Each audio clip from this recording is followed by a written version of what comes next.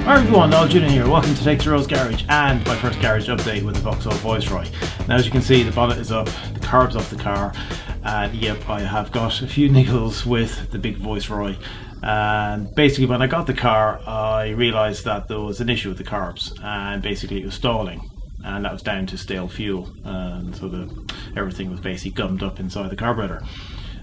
So got it rebuilt, which took a bit of time because it took me ages to locate an actual rebuild kit for it, because this carb is a Zenith, but it's a German Zenith, and it's a 3540 INAT, and the rebuild kits are quite hard to come by in the UK. I did eventually manage to track down a carb supplier who had a rebuild kit, but I actually went through at least one rebuild kit which turned out to be incorrect. Major pain, lost a lot of time on it, but eventually got it sorted out. Now when the carb was rebuilt, I discovered another problem, and that was the automatic choke. Now this car has an electric automatic choke on the carburetor, and over time they tend to fail, and that's basically what's happened with this car. The automatic choke has failed. So basically I spent 2 days solid last week on the internet searching for starter auto chokes, and eventually I realized that if I searched for starter decal, which is German for automatic starter and electric starter, and I actually started to get some results. And funnily enough, while searching for Mercedes starter chokes for Zeniths, I stumbled across a website that had parts for Opels, and sure enough they had a starter choke for the Zenith INAT carb. Yes, and it is exactly the right one for this car. It is stamped number 168, which is specific for this particular carb, and it had Zenith written on it, which generally means, yeah, it's the right part.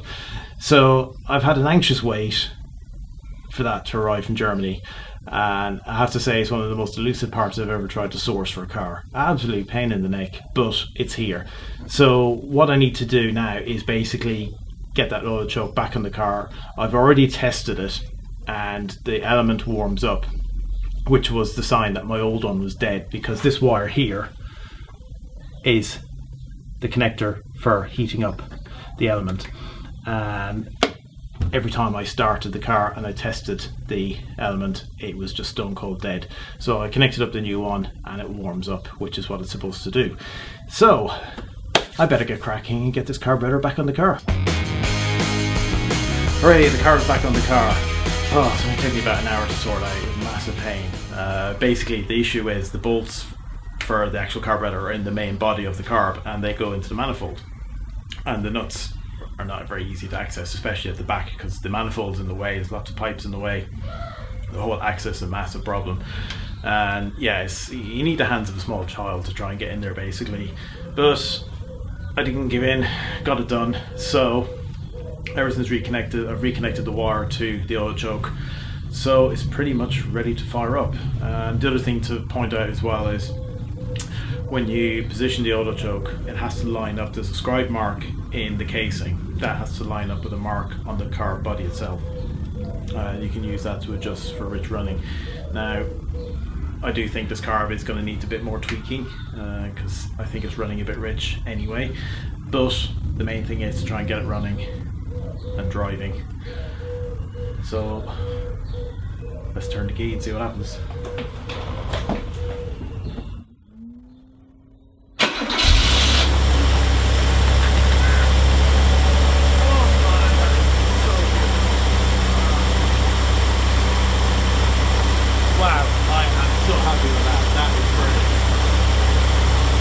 Yeah, I think she's running okay. It's supposed to idle around 1200 RPM, give or take.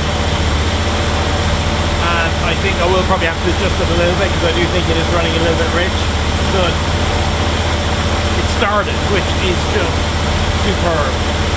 This has been one of the stressiest jobs I've ever had on a car. I will admit that. It's been a huge, huge nightmare. All because of that little part there, that auto choke. Oh, that is a relief. I'm so relieved I've finally sorted this car out.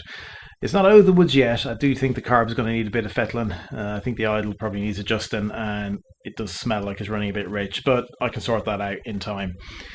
But yeah, I think what this demonstrates is that when you buy a rare classic, that when gremlins emerge, they can be huge and potentially crippling, because if I couldn't sort that auto chuck out, the only option I had left was to try and find a manual chuck conversion kit, which itself would have been even harder than trying to find an auto chuck, because kits like that are very hard to come across nowadays. And if that didn't work, then the real fallback would have been to try and fit a Weber carb on here, and that was something I just didn't want to do, because I want to keep this car original. I want to keep it as it left the factory. So yeah, huge relief. And I'm really delighted to announce that I'm actually going to be working with Ultimate Finish, the detailing company. They've given me a UF8 rotary polisher, because this car needs a complete and utter mop. It needs to be compounded and polished, and because the paint is so flat. And Ultimate Finish have given me one of their polishers, which is fantastic, and they've given me some detailing products as well. And I'll be doing a video very soon on getting this car looking its best.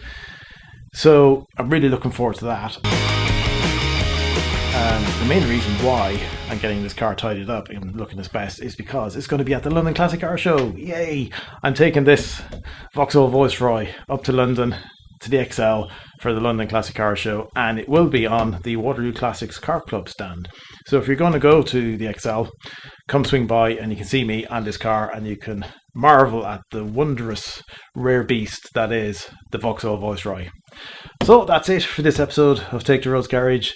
I've got loads of work that I need to do with this car to get it up and running, get it back driving as well as it should be, and yeah, fingers crossed I can document as much as I can with my videos.